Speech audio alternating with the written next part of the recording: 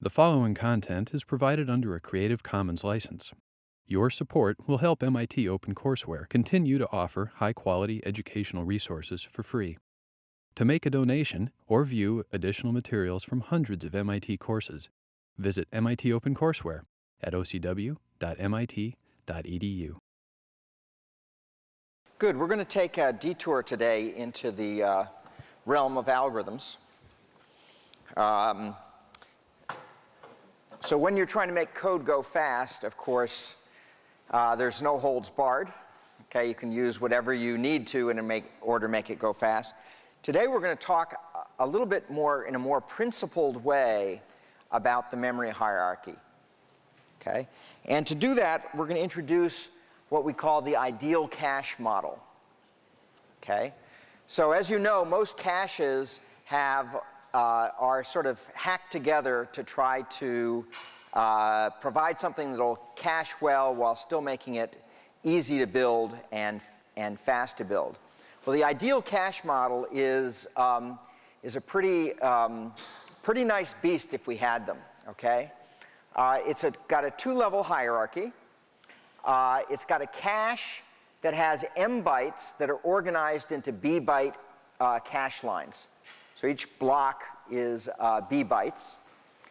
And it's fully associative. So if you recall, that means that any line can go anywhere in cache. Okay? And probably the most impressive aspect of an ideal cache is that it has an optimal omniscient replacement algorithm. Okay, so what it does is it figures out what is the when it needs to kick something out of cache, it says, what is the absolutely best thing you could possibly kick out of cache? Okay, and it does that one. Looking into the future if need be. It says, oh, is this one going to be accessed a lot in the future? I think I'll keep this one. Let's throw out this one. I know it's never going to be used again. Okay, so it has that omniscient character to it.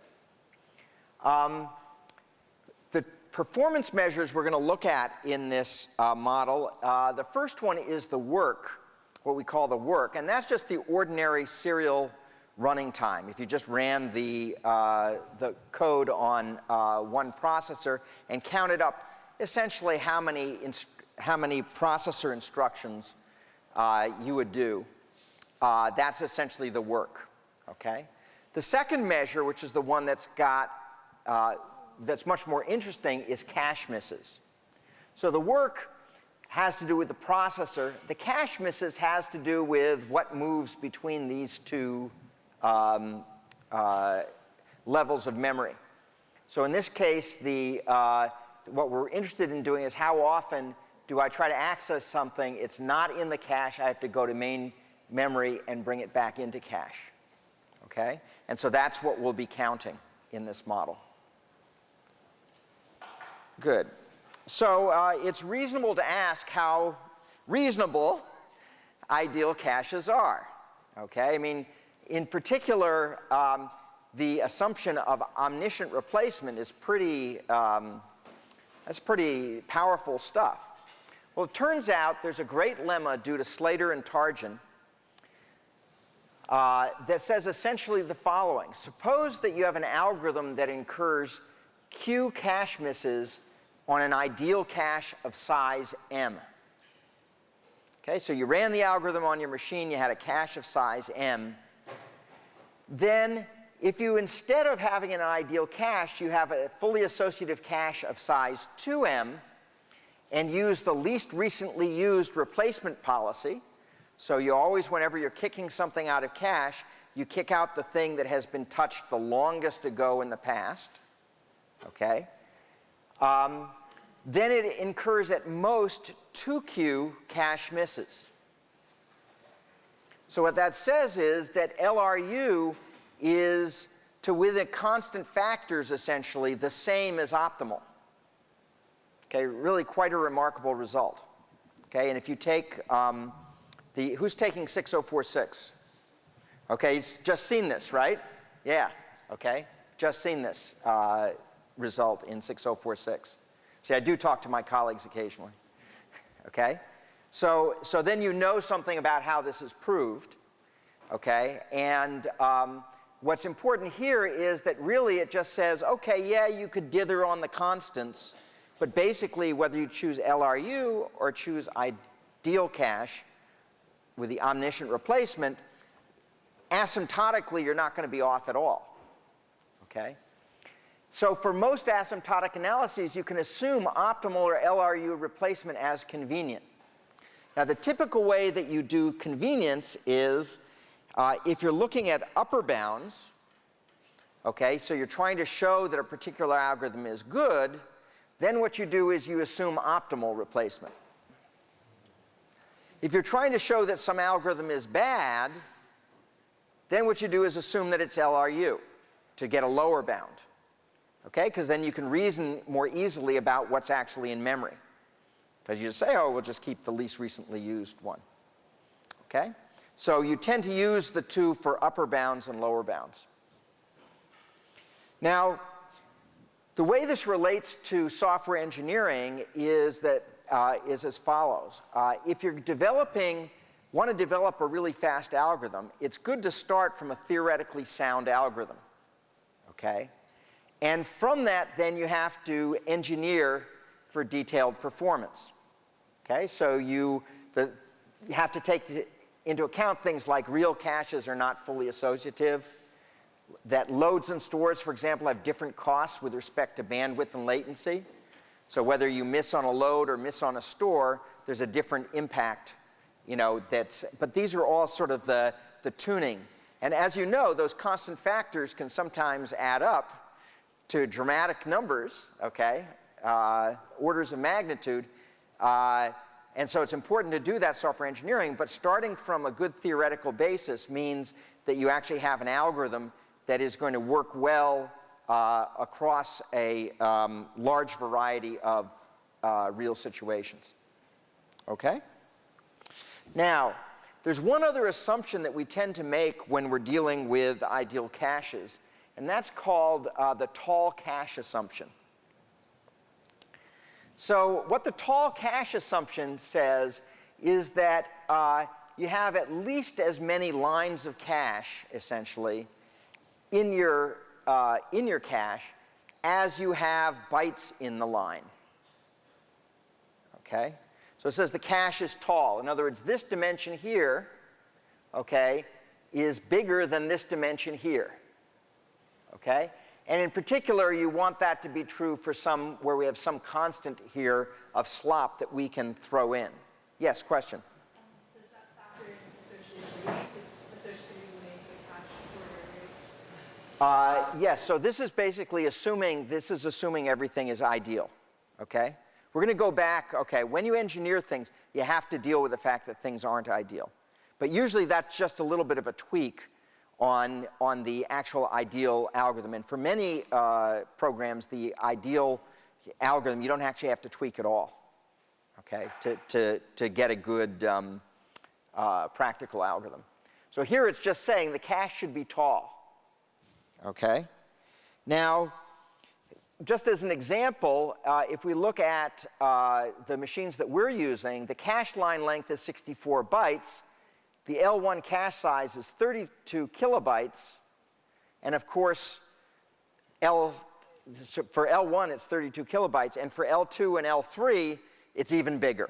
So it's even taller, because they also have 64K lines. So this is a fairly reasonable assumption to make, that you have more lines in your cache than essentially the length, the number of items you can put on a cache line. Now, why is this an important assumption? So what's wrong with short caches? So we're going to look at, surprise, surprise, matrix multiplication today. Okay, which by the end of this class, you will learn more algorithms than matrix multiplication, but it is a good one, okay, to illustrate things. So the idea here is, suppose that you have an n by n matrix here, okay, and you don't have this tall cache assumption. So where your cache is short, you have a lot of bytes in a line, but very few lines. Then even if you have the size of your matrix fits in principle in the cache, okay? In other words, n squared is less than m by more than a constant amount. So you'd say, oh, gee, that ought to fit in. If you have a short cache, it doesn't necessarily fit in because your length n here is going to be shorter than the number of bytes on a line.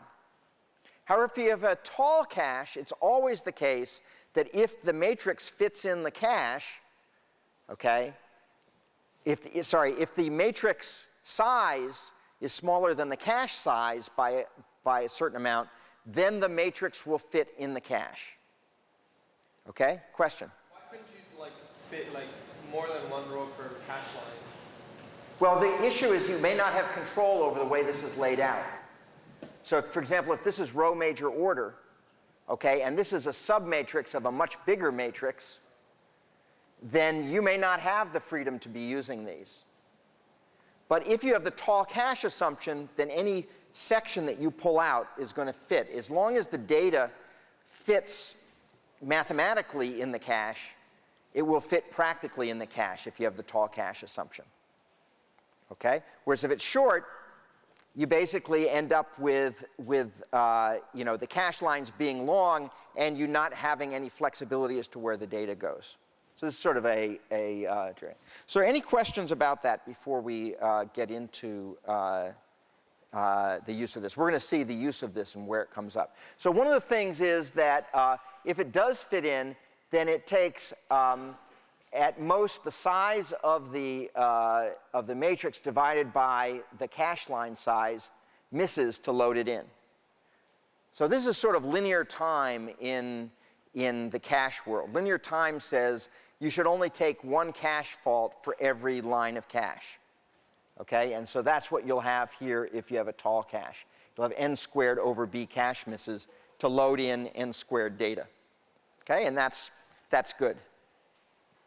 Okay? Okay, good. So let's take on the problem of multiplying matrices. We're going to look at square matrices because they're easier to think about than rectangular ones. But almost everything I say today will relate to rectangular matrices as well. And it will generalize beyond matrices, as we'll see next time.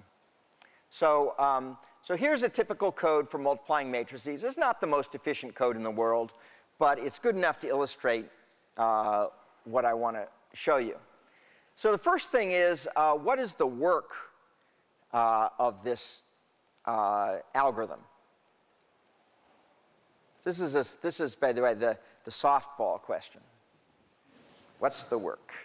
So the work, remember, is just, if you're analyzing it just like, processor, forget about caches and so forth. N cubed, right. Okay, because there's a triply nested loop going up to n, and you're doing constant work in the middle. So it's n times n times n times 1. Okay, n cubed work. Okay, that was easy. Okay, now let's analyze caches.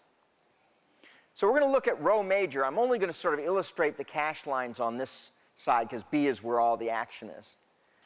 Okay, so we're going to analyze two cases when the matrix doesn't fit in the cache. If the matrix fits in the cache, then there's nothing to analyze, right, at some level.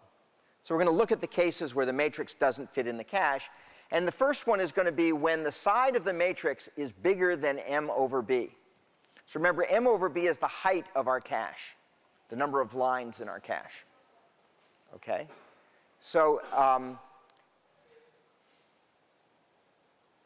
so let's assume for this, now I have a choice of assuming omniscient replacement, optimal omniscient replacement, or assuming LRU.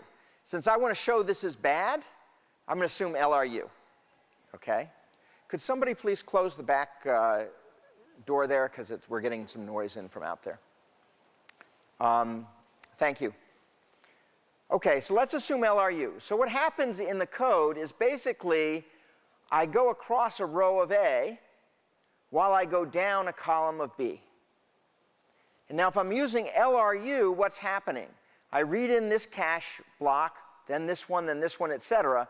And if n is bigger than m over b, and I'm using least recently used, by the time I get down to the bottom here, what's happened to the first cache line? first cache block. It's out of there. Okay, it's out of there if I used LRU. Okay? So therefore, what happens is I took a miss on every one of those, and then when I go to do the second one, I take a miss on every one again. Okay? And so as I keep going through, every access to B causes a miss throughout the whole accessing of B. Now I go on to the second row of A, and the same thing repeats. Okay? So therefore, the number of cache misses is order n cubed, since every access to B misses on, since matrix B, we miss on matrix B on every access. Okay, question? Is it being pushed out due to conflict misses or capacity misses? So in this case, they're not. They're capacity misses that we're talking about here. So there's no conflict misses in a fully associative cache, right? Because conflict miss occurs because of direct mapping. So there are no conflict misses in what I'm going to be talking about today. That is an extra concern that you have for real caches, not a concern when you have a fully associative cache. Well, in that case, shouldn't it be like n needs to be bigger than b? So if n is bigger than, so the number of lines that fit in my cache is m over b, right? But can't you put multiple units of data per cache line? Well, there are multiple units of data, but notice if it's row major, what's stored here is, B11, B12, B13. That's stored here. The way that I'm going through the access, I'm going down the columns of B. So by the time I get up to the top again, that cache block is no longer there. And so when I access B12, okay, assuming indexing from 1 or whatever, this block is no longer in cache. Because LRU would say, somewhere along here I hit the limit of my size of cache. Let's say it's around here. Then when this one goes in, that one goes out. When the next one goes in, the next one goes out, et cetera, using the least recently used replacement. So I'm sorry? You don't have any spatial locality here. I'm just wondering why they can't put multiple units. I guess this is the question, but like, why can't they put multiple addresses per cache line? So why is it being pushed out? It's being pushed out because you're only putting one per cache line, right? So it's getting pushed out because the cache can hold m over b blocks, right? So once it's accessed m over b blocks, if I want to access anything else, something has to go out. It's a capacity issue. I access m over b blocks, something has to go out. LRU says the latest thing that I accessed, well, that was the first one, gets knocked out. So what happens is every one causes a miss. Even though I may access that very nearby in the future, it doesn't take advantage of that because LRU says knock it out. Is it row major that's the confusion? Because this is the way we've been dealing with our matrices. So in row major, is a good, that's nice, there's no chalk here. Oh, there's a big one there. Great. Yeah. So here's B. So the order that that B is stored is like this, okay, in memory, okay? So basically, we're storing these elements in this order. So it's a linear block of memory, right? And it's being stored row by row as we go through, okay? So actually, if I do it like this. Let me do this a little bit more. Okay? So the idea is that the first element is going to be here,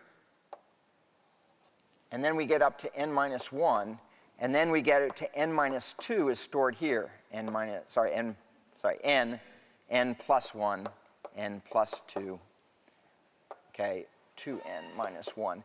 So that's the order that they're stored in memory, stored in linear in memory. Now these guys will all be on the same cache line if it's in row major storage, okay? So when I'm accessing B, I'm going and I'm accessing 0, then I'm accessing the thing at location n. okay? And I'm going down like this. At some point here, I reach the limit of my cache. This is m over b. Notice it's a different b, script b versus... So when I get to m over b, now all these things are sitting in cache. That's great. However, now I go to one more, and it says, okay, all those things are sitting in cache. Which one do I kick out? And the answer is the least recently used one. That's this guy goes out. You only use one element from each cache line. And I've only used one element from each cache line at this point.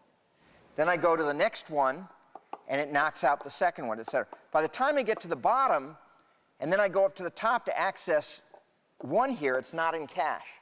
And so it repeats the same process, missing every single time. We have a question. Yeah, so my question is, why does the cache know where each row is? To us, we draw the matrix and by n, but the computer doesn't know that it's a matrix. To the computer, it's just a linear array of That's numbers. correct. So why would it load the first element, the first couple of elements in the first row, and then the second elements of the second row, the second cache? So the cache blocks are determined by the locality in memory. My assumption would be the first cache line for like say. Let's say 0 through 3. Yeah, 0 through Okay. 3. Let's say we have 4 items on the cache line. 4 to 6. The next one will hold 4 to 7, I think. 4 to 7, yeah. So that is a. So that would be the next Okay, one, right? okay. But Okay, 4 to the thing 7. is, when you get the cache line, you're not using the fully cached line. There's no spatial locality. You're only using one value from the cache line. Yeah, so in this code, How big the cache line is, you're only using one value. this code is using this one, and then this one is not using the rest. So it's not very efficient code. So the cache line is holding the 0 to 3 and then 4 to 7. That's I right. have n to n plus 2. I'm just reading like. Yes, that's about right. the cache line. Right. And those are fixed, okay? So if you just dice up memory in our machine into 64-byte sizes, those are the things that come in together whenever you access anything on that line. But on this particular access pattern, you never actually get 4 to 7 in the... Well, we eventually do. Until you get Until we get there, yes. That's right, until we get there. Okay? Now, of course, we're also accessing A and C, but turns out for this analysis, it's sufficient to show that we're getting n cubed misses on just on the matrix B. Okay, in order to say, hey, we got a lot of misses here. Okay? Good. So this was the case where n was bigger than the size of a cache. Okay? So the situation is a little bit different if n is large, but still actually less than m over b. So in this case, we suppose that n squared is bigger than m. So the matrix doesn't fit in memory. Okay, so that's what this part of the equation is. M to the 1/2 less than n is the same as n squared is bigger than memory. So we still don't fit in memory, but in fact, it's less than some constant times m over b. And now let's look at the difference with what happens with the caches as we go through them, as we go through the algorithm. So we essentially do the same thing. Once again, we're going to assume LRU. And so what happens is we're going to go down a single row there. But now, notice that by the time I get down to the bottom, okay, what I've accessed is fewer than, basically I've accessed fewer than some constant times m over b locations. And so nothing has gotten kicked out yet. So when I go back to the top, okay, for the next access to B, all these things are still in memory. Okay? So I don't take a cache fault, okay, a cache miss in those cases. Okay? And so we keep going through, and basically this is much better because we're actually getting to take advantage of the spatial locality. So this algorithm takes advantage of the spatial locality. If n is really big, it doesn't. But if n is just kind of big, okay, then it does. Okay? And then if n is small enough, of course, it all fits in cache, and there's no misses other than those needed to bring it in once. Okay? So, and then the same thing happens once you go through the next one. So in this case, what's happening is we have n squared over b misses per run through the matrix B, and then we have n times that we go through once for every row of A. Okay? So the total then is n cubed over B, the cache, the block size. Okay? So depending upon the size, we can analyze with this that this is better because we get a factor of B improvement. Okay? But it's still not particularly good, and it only works, of course, if my matrix side of my matrix fits in the number of lines of cache that I have. Yeah, question? Can you explain again? I didn't understand. Why do you get n cubed over b? Okay. So we're going through this matrix n times, and for each one of those, we're running through this thing. Okay? So this thing basically, I get to go b times through because all these things are going to be in memory when I come back to do them again. And so it's only once every b columns that I take a miss. I take a miss, and then I get to the other b minus 1 axes that I get a cache hit. Okay? And so the total here is then n squared over b. So therefore, a total of n cubed over b. Okay? So even this is not very good compared to what we can actually do if we exploit the cache well. Okay?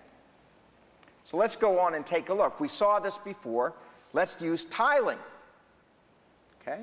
So the idea of tiling is to say, let's break our matrix into blocks of s times s size. And essentially what we do is we treat our big matrix as if we're doing block matrix multiplications of things of size s by s. So the inner loop here is doing essentially the matrix multiplication. Okay, it's actually matrix multiply and add.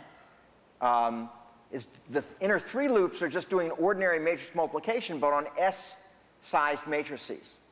And the outer loop is jumping over matrix by matrix, okay, doing for each of those, doing a matrix multiply as its elemental piece. Okay, so this is the tiling solution that you've seen before. But we can analyze it in this model to see, is this a good solution? Okay, so everybody clear on what the code does? Okay, so it's a lot of for loops, right? Yeah.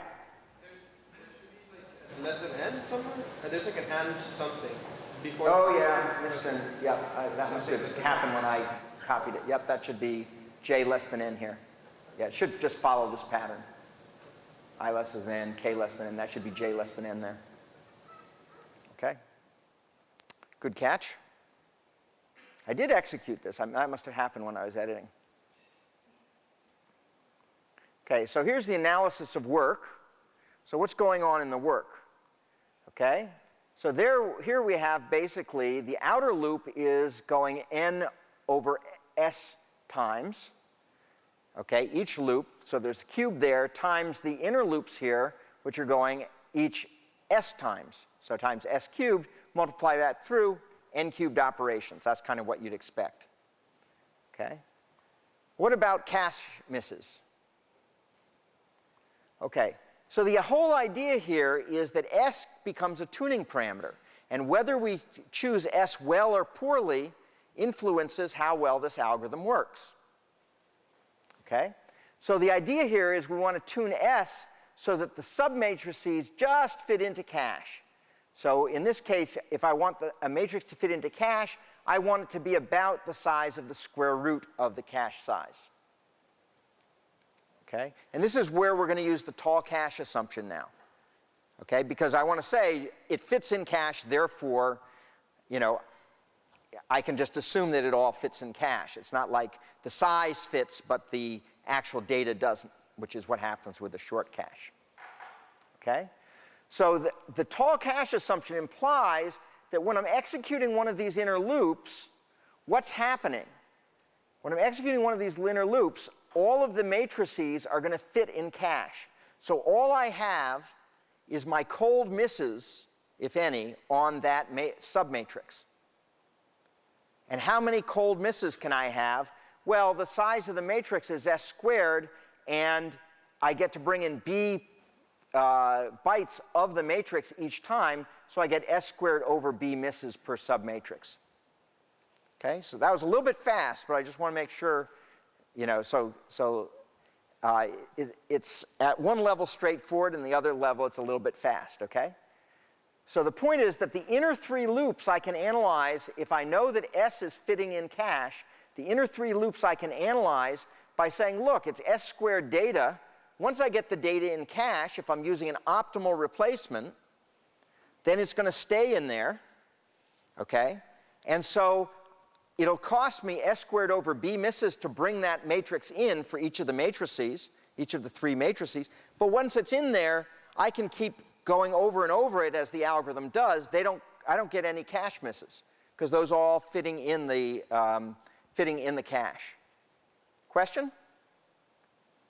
Everybody with me? Okay. So then I basically have the outer three loops, and here I don't make any assumptions whatsoever. There's n over s iterations for each loop, and there are three loops, so that's n over s cubed. And then the cost of the misses in the inner loop is s squared over b, and that gives me n cubed over b m to the 1/2 if you plug in s being m to the 1/2. Okay? So this is radically better. Okay? Radically better, because m is usually big, especially for an outer, for a higher level cache, for an L2 or an L3. M is really big. Before, what was the value we had before for the best case for the other algorithm when it didn't fit in matrix? It was n cubed over b. Okay, b is like 64 bytes. Okay, m is like the small L1 cache is 32 kilobytes. Okay, so you get to square root the 32 kilobytes. What's that? It's like, so that's 32 kilobytes is 2 to the 15th. So it's 2 to the 7.5. 2 to the 7 is 128. Okay, so it's somewhere between 128 and 256. So if we said 128, I've got a 64 and 128 multiplier there. Much, much better in terms of cache. In fact, this is such that if we tune this properly, and then we say, well, what was the cost of the cache misses here? You're not going to see the cost of the cache misses when you measure it, when you do your performance analysis. It's all going to be the work, because the work is still n cubed. Okay? The work is still n cubed, but now the misses are so infrequent, okay, because we're only getting one every, on the order of 64 times 128, which is 2 to the 6th times 2 to the 7th is 2 to the 13th is 8K. Every 8,000 or so accesses, there's a constant factor in there or whatever, but every 8,000 or so accesses, we're getting a cache miss. Too bad. That cost us, if it's L1, that cost us 4 cycles rather than 1. Okay. Or that cost us 10 cycles if I had to go to L2 rather than 1, or whatever. So the point is that's a great multiplier to have. Okay, great. So this is a really good algorithm. And in fact, this is the optimal behavior you can get for matrix multiplication. Okay, so you can actually, Hong and Kung proved back in 1981 that this particular strategy in this bound was the best you could do for matrix multiplication. Okay, so that's great. I want you to remember this number because we're going to come back to it. Okay, so remember it's b times m to the 1/2, b times square root of m in the denominator. Okay, Now, there's one hitch in this story. And that is, what do I have to do for this algorithm to work well? It says right up there on the slide. Tune S. I've got to tune S. How do I do that? How do I tune S?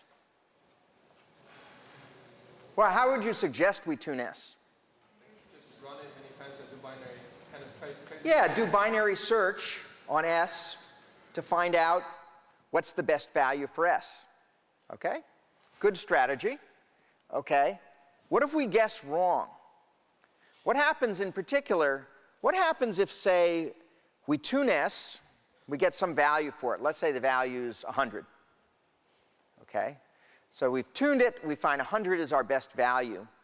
We run it on our workstation and somebody else has another job running. Okay? What happens then? That other job starts sharing part of that cache. So the effective cache size is going to be smaller than what we tuned it for. And what's going to happen? What's going to happen in that case?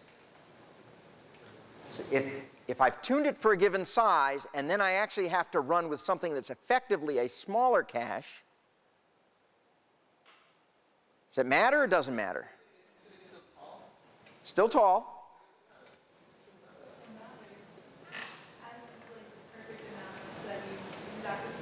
Yeah, so if you imagine this fit exactly into cache, and now I only have half that amount, then the assumption that these 3 inner loops is running with only S squared over B misses is going to be totally out the window. In fact, it's going to be just like the case of the first algorithm, the naive algorithm that I gave, because the size of matrix that I'm feeding it, S by S, isn't fitting in the cache. Okay? And so rather than it being S squared over B accesses, it's going to be much bigger. Okay? I'm going to end up with essentially S cubed accesses if the cache in fact gets enough smaller. Okay? So this tuning stuff is it's also one thing you have to put in there is what I like to call voodoo. Okay? Whenever you have a program and you've got some parameters that, oh good, we got these parameters we get to tweak to make it go better. Okay? I call those voodoo parameters. Okay? Because typically setting them is not straightforward. Okay? Now there are different strategies. One, as you say, is to do binary search by doing it. There are some programs, in fact, which when you start them up, you call an initialization routine. And what they will do is automatically check to see what size is my cache and what's the best size should I do something on, and then use that when you actually run it later in the program. So it does an automatic adaptation automatically when you start. But the more parameters you get, the more troublesome it becomes. So let's take a look, for example, suppose we have a 2-level cache rather than a 1-level cache. Okay? Now I need to have something that I tune for L1 and something that I tune for L2. Okay? So it turns out that if I want to optimize S and T, I can't do it anymore with binary search because I have 2 parameters. Okay, and binary search won't suffice for figuring out what's the best combination of S and T. And general and multidimensional searches are much harder than one-dimensional searches, okay, for optimizing. Okay? Moreover, here's what the code looks like. Okay? So now I've got how many for loops? 1, 2, 3, 4, 5, 6, 7, 8, 9 nested for loops. Okay? Okay, so you can see the voodoo is starting to make this stuff run. You really have to be a magician to start to tune these things appropriately. Okay? I mean, if you can do it, that's great. But if you don't do it, okay. So now what about 3 levels of cache? Okay, so now we need 3 tuning parameters. Okay, here S, T, and U. We have 12 nested for loops. I didn't have the heart to actually write out the code for the 12 nested for loops. That just seemed overhead. But if you want to use, but our Halo machines, they have 3 levels of caches. So let's tune for all the levels of caches, okay? And as we mentioned, in a multi-program environment, you don't actually know what the cache size is when other jobs are running, so it's really easy to mistune these parameters. Okay. Don't you have a problem because you're running the program for a particular n? Yep. And you don't necessarily know whether your program is going to run faster or slower. Well, what you're usually doing is you're tuning for S, not N, right? So you're assuming. Yeah, but the tuning of this is only dependent on S. It doesn't depend on N, right? So if you run it for sufficiently large N, I think it's reasonable to assume that the S you get would be a good S for any large N. Because the real question is what's fitting in cache. Yeah? How long does it take to fill up the cache in relative to the context switch time? Generally, you can do it pretty quickly. Right. Okay. Why does it matter if you have multiple users, if you can fill up in a small No, because he may not be using all of the cache, right? So when you come back, you're going to be missing, you're going to have it polluted with a certain amount of stuff. I mean, I think it's a good question. And if you do that, there are another 4 Yeah. there. Okay, so anyway, so this is sort of the, yeah, question. So if n is really large, is it possible that the second row of the matrix is never loaded to cache? If N is really large, Because if n is really large, right? yeah, Just the first row of the matrix will fill up all the cache lines. 11. no, but in B, it's LRU, and in B, you're going down this way. You're accessing things going down, Oh, okay. right? Okay. Okay, good. Okay, so let's look at a solution to these alternatives. What I want to, in particular, take a look at is recursive matrix multiplication. Okay, so the idea is you can do divide and conquer on multiplying matrices. Okay, because if I divide each of these into 4 pieces, then essentially I have 8 multiply adds of n over 2 by n over 2 matrices. Okay, because I basically do these 8 multiplies, each going into the correct result. So multiply A11, B11, and add it into C11. Multiply A12, B21, add it into C11, and so forth. Okay? So I can basically do divide and conquer, and then each of those I recursively divide and conquer. Okay? So what's the intuition by why this might be a good scheme to use?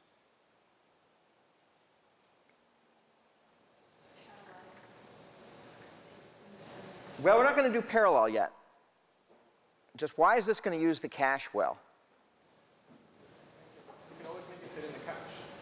Yeah, eventually I get down to a size where the matrix that I'm working on fits into cache, and then all the rest of the operations that I do are all going to be cache hits.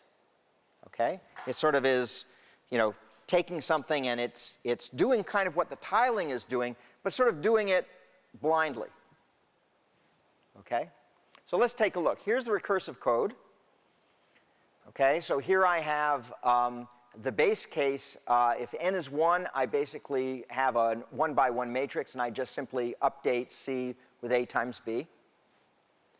And otherwise, what I do is I'm going to do this by computing offsets. So generally, when you're dealing with matrices, especially if you want fast code, I usually don't rely on two-dimensional addressing, but rather do the addressing myself and rely on the compiler to do common sub-expression elimination. So for example, here what I'm going to do is compute the offsets. So here's how I do it. Okay, so first of all, in practice what you do is you don't go down to n equals 1. You have some cutoff. Okay, maybe n is 8 or something. And at that point you go into a specialized routine that does a really good 8 by 8 multiply. And the reason for that is you don't want to have the function call overheads. This function call is expensive to do two floating point operations here. So you'd like to have a function call and then do 100 floating point operations or something, okay, so that you get a better balance. People understand that? So normally, to write recursive codes, you want to coarsen the recursion. Okay? Make it so you're not going all the way down to n equals 1, but rather are stopping short and then doing something that doesn't involve a lot of overhead in the base case of your recursion. But here I'll explain it in terms of as if we went all the way down to n equals 1. Okay, so then what we do is if this is a submatrix, which is basically what I'm showing here, we have an n by n submatrix, and it's being pulled out of a matrix of size row size, of width row size. Okay? So what I can do is, if I want to know where the elements of the beginning of the matrices are, well, the first one is exactly the same place that the input matrix is. The second one is basically I have to add n over 2 to the location in the array. The third one here, 2, 1, I have to basically add n over 2 rows to get the starting point of that matrix. And for the last one, I have to add n over 2 and n over 2 rows, or n over 2 plus 1 rows, to get to that point. So I compute those, and now I can recursively multiply with sizes of n over 2, okay, and perform the program recursively. Yeah? Like, this is exactly like, so you said it, right? Like, you're blindly dividing the matrix up till you get something to fit the cache. So essentially... Well, and you're continuing. The algorithm is completely blind all the way down to n equals 1. So this could never, I mean, I would say that this could never be better if the other one, if the previous version is well tuned. Because the computations are the same, but this one you have all of the overhead from the recursive column. It could be.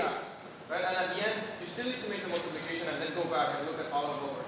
Could be. So let's discuss that later at the end when we talk about the differences between the differences between the algorithms. Let's at this point just try to understand what's going on in the algorithm. Question? D2 to row size plus n over 2. N over 2 row size plus 1. So you're going n over 2 row size adding in just n over 2 size. N over 2 times row size plus N over 2. Oh, plus n over 2. It should be row size plus 1. Okay, you're right. Good, bug. Okay. Should be n over 2 times row size plus 1. Okay. Okay, so let's analyze the work, assuming the code actually did work. Okay. So the work we can write a recurrence for. Okay. So here we have the work to solve an n by n matrix problem. Well, if n is 1, then it's just order 1 work, constant amount of work. Okay? But if n is bigger than 1, then I'm solving 8 problems of size n over 2. Okay? Plus doing a constant amount of work to divide all those up. Okay? So everybody understand where I get this recurrence. Now normally, as you know, when you do algorithmic work, we usually omit this first line because we assume a base case of constant if it's 1. I'm actually going to keep it, and the reason is because when we do caching, the basic cases are important. Okay? So everybody understand where this recurrence came from? So I can use the master theorem or something like that to solve this, in which case the answer for this is what? Those of you who have the master theorem in your hip pocket. What's the solution to this recurrence? People remember, who's heard of the master theorem? Okay, I thought that was kind of a prerequisite or something to this class, right? Okay. Okay, so you might want to brush up on the master theorem for the quiz next week. Okay. So basically, it's a n over b, so it's n to the log base 2 of 8. Okay, so that's n cubed, n to the log base 2 of 8 is n to the n cubed, and that's bigger than the order 1 here, so the answer is order n cubed, which is a relief, right? Because if it weren't order n cubed, we would be doing a lot more work than one of the looping algorithms.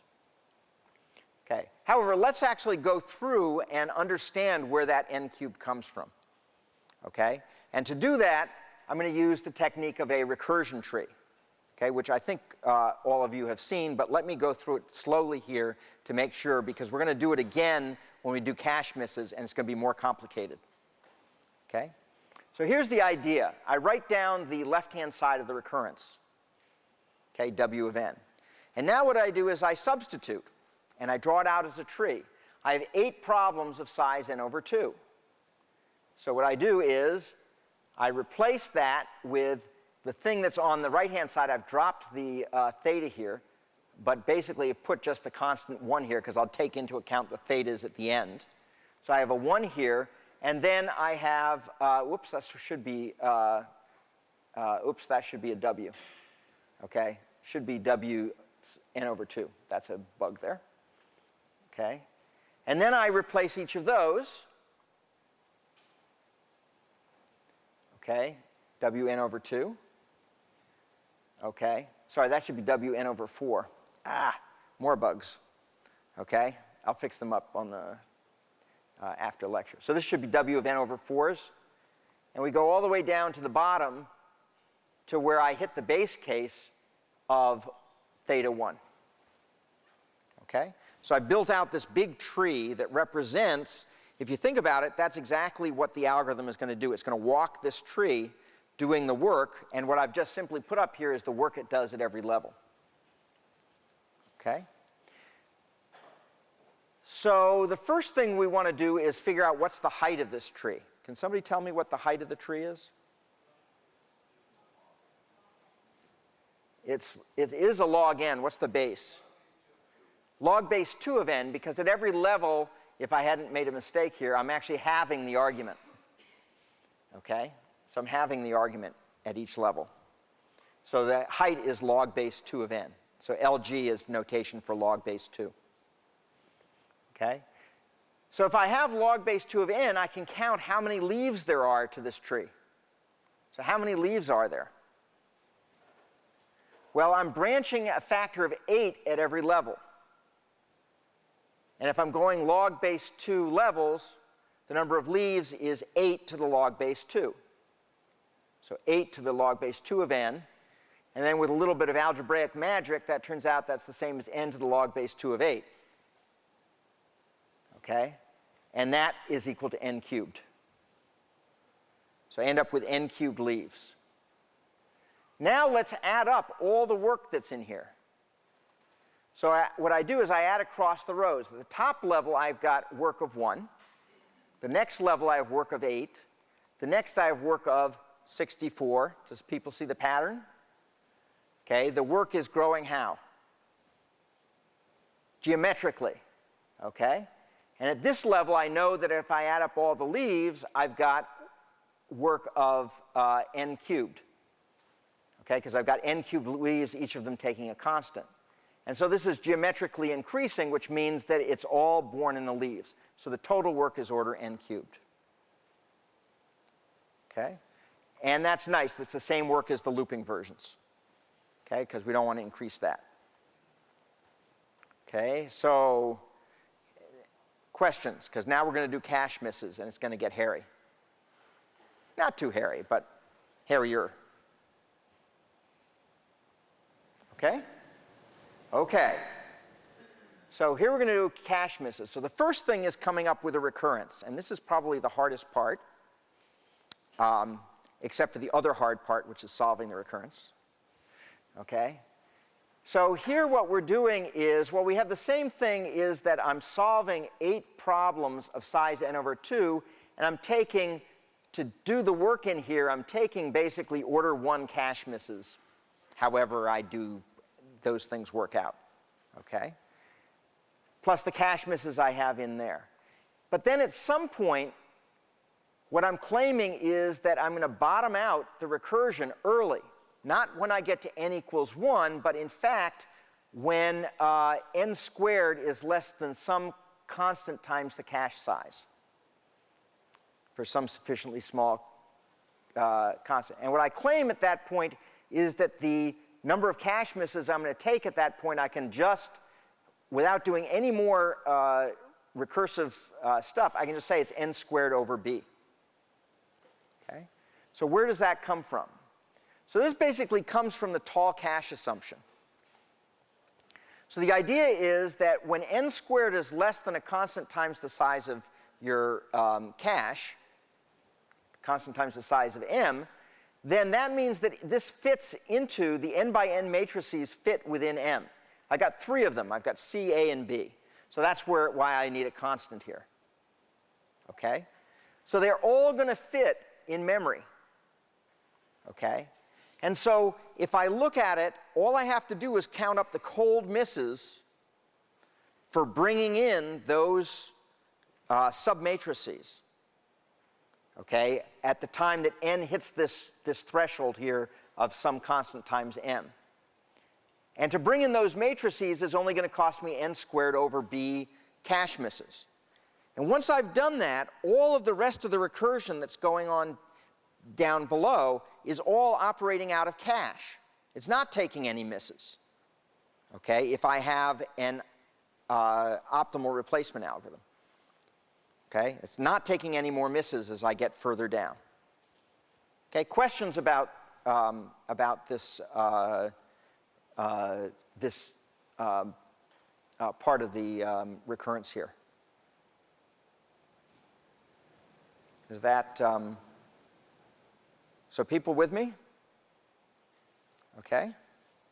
So when I get down to something of size n squared, where the submatrix is size n squared, the point is that I'll bring in the entire submatrix, but all the stuff that I have to do in there is never going to get kicked out because it's small enough that it all fits. And an optimal algorithm for replacement is going to make sure that stuff stays in there because there's plenty of room in the cache at that point. There's room for 3 matrices in the cache and a couple of other variables that I might need, and that's basically it. Okay? Any questions about that? Okay, so let's then solve this recurrence. Okay? So we're going to go about it very much the same way. We draw a recursion tree. So those of you who are rusty in drawing recursion trees, I can promise you there will be a recursion tree on the quiz next Thursday. I think I can promise that. Can I promise that? Yeah, okay, I can promise that. Okay. Okay. The way I like to do it, by the way, is not to try to just draw it out all at once. I really like when in my own notes when I do this, I always draw it step by step. I copy over and just do it step by step. You might think that that's expensive. Gee, why do I have to draw every one along the way? Well, the answer is it's a geometric process. All the ones going up to the last one are a small amount of the work to draw out the last one. And they help you get it correct the first time, okay? So let me encourage you to draw out the tree iteration by iteration. Here I'm going to just do replacement. Okay, so what we do is we replace with the right-hand side to do the recursion. Okay, and replace that, and once again I made the bug, that should be n over 8. Sorry, n over 4 here, n over 4. And then we keep going down until I get to the base case, which is this case here. Now comes the first hard part, okay? How tall is this tree? Yeah? Something like square root of m over b. You want n squared to be less than cm, not n lesser than b. So here's the thing. Okay, let's discuss first of all why this is what it is. So at the point where n squared is less than cm, right? That says that it's going to cost us n squared over b. But n squared is just less than cm. So therefore, this is effectively m over b. Okay? Good question. Good question. So everybody see that?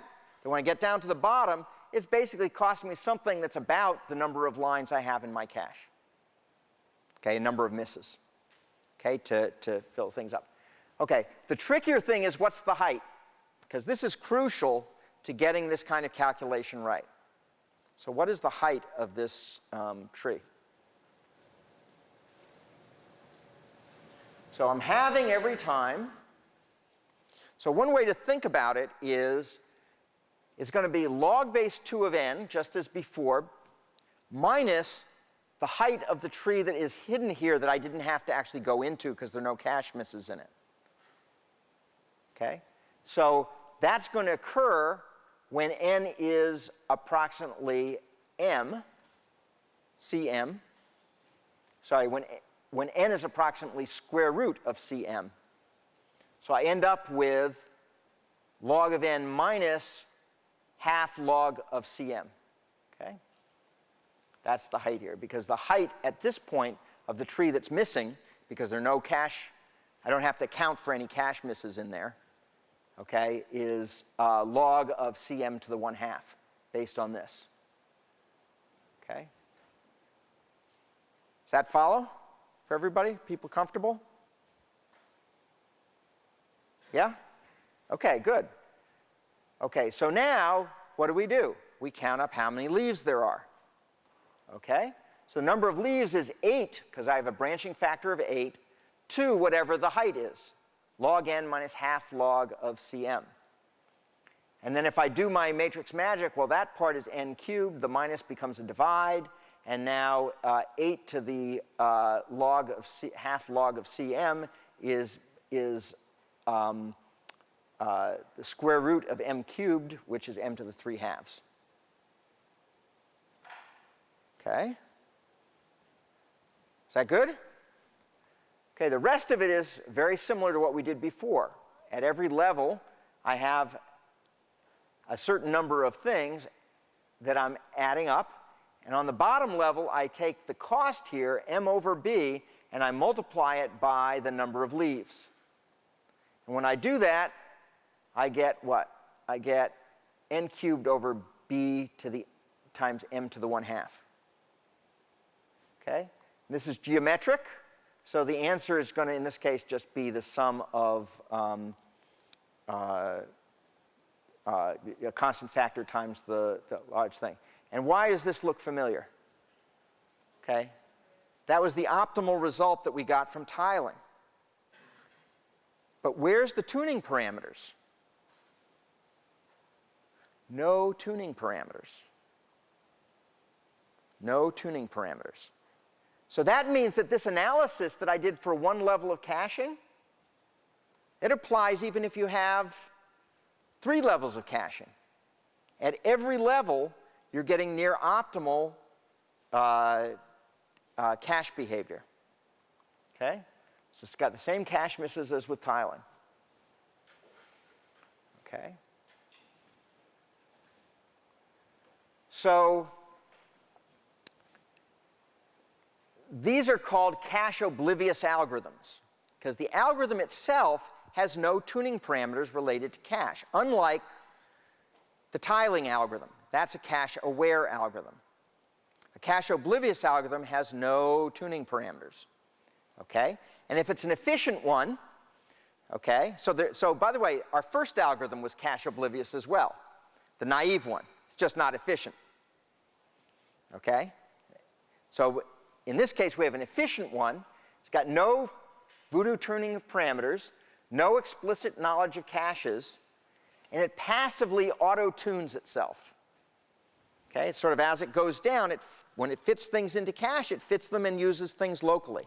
And then it goes down and it fits into the next level of cache and uses things locally and so forth. Okay? It handles multi-level caches automatically. Okay? And it's good in multi-programmed environments, because if you end up taking away some of the cache, it doesn't matter. Okay? It still will end up using whatever cache is available nearly as well as any other program could use that cache. So these are very good in multi-programmed environments. Okay. The best cache-oblivious matrix multiplication, in fact, doesn't do an 8-way split as I described here. Okay? That was easier to analyze and so forth.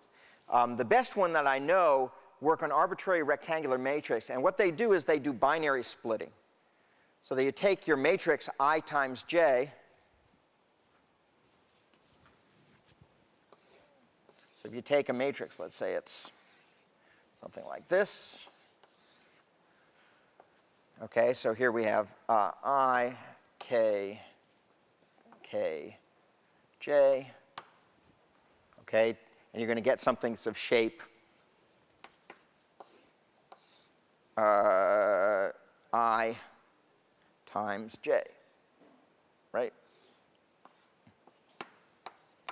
And what it does is it takes whatever is the largest dimension, in this case k is the largest dimension, and it partitions the matrix, either one or both of the matrices along k. In this case, it doesn't do that. And then it recursively solves the two subrectangular problems.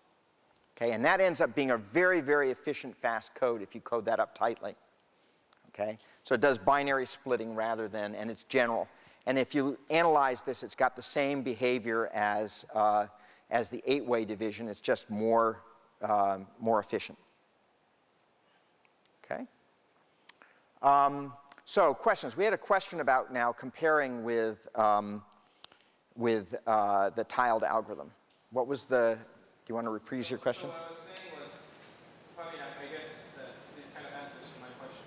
If you were to tune the previous algorithm properly, and you're assuming that it's not in a multi-program environment, the recursive one Yep. will never beat the one that is locked, the tiling.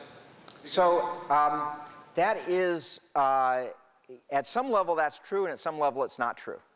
Okay? So it is true in that if it's cache oblivious, it doesn't. You can't take advantage of all the corner cases that you might be able to take advantage of in a tiling algorithm. So from that point of view, that's true. On the other hand, these algorithms work even as you go into paging and disks and so forth. And the interesting thing about a disk, if you start having a big problem that doesn't fit in memory and in fact is out of core, as they call it, and is paging to disk, is that the disk sizes of sectors that can be brought efficiently off of a disk vary. Okay, and so you end up with, and the reason is because in a disk, okay, if you read a track around the outside, you can get 2 or 3 times as much data off the disk as a track that you read near the inside. So the head moves in and out of the disk like this. It's typically on a pivot, and it pivots in and out. If it's reading towards the inside, you get blocks that are small versus blocks that are large. So this is sort of like, this is effectively a cache line size that gets brought in. And so the thing is that there are actually programs in which when you run them on disk, there is no fixed size tuning parameter, okay, that beats the cache oblivious one. Okay, so the cache oblivious one will beat every fixed size tuning parameters that you put in because you don't have any control over where your file got laid out on disk, okay, and how much it's bringing in and how much it isn't, you know, varies. On the other hand, for the in-core thing, you're exactly right that in principle you could tune it up more if you make it more cache aware. But then, of course, you suffer, you know, from portability loss and from if you're in a multi-programmed environment and so forth. So the answer is that there are situations where you're doing some kind of embedded or dedicated type of application. You can take advantage of a lot of things that you want. There are other times where you're doing a multi-programmed environment or where you want to move something, be able to move something from one platform to another without having to re-engineer all the tuning and testing, in which case it's better to use the cache oblivious. So as I mentioned, my view of these things is that performance is like a currency. You know, it's a universal medium of exchange. So one place you might want to pay a little bit of performance is to make it so it's very portable, as with the cache oblivious stuff. So you get nearly good performance, but now I don't have that headache to worry about. Okay? And then sometimes, in fact, it actually does as well or better than the one. For matrix multiplication, the best algorithms are the cache-oblivious ones that I'm aware of. You want a euro instead of German currency and all the different currencies. Yeah. Single currency. You want a single currency for. So in fact, the performance, for this is people who have engineered it to take advantage of exactly the cache size. We can do just as well with the cache-oblivious one. And in particular, if you think about it, when you've got 3 levels of hierarchy, okay, you've got 12 loops, okay, and now you're going to tune that. I mean, it's hard to get it all right. Okay, so next time we're going to see a bunch of other examples of cache-oblivious algorithms that are optimal in terms of their use of cache. Of course, by the way, those people who are familiar with Strasson's algorithm, that's a cache-oblivious algorithm, takes advantage of the same kind of thing, and in fact, you can analyze it and come up with good bounds on performance for Strasson's algorithm just the same, just as we've done here.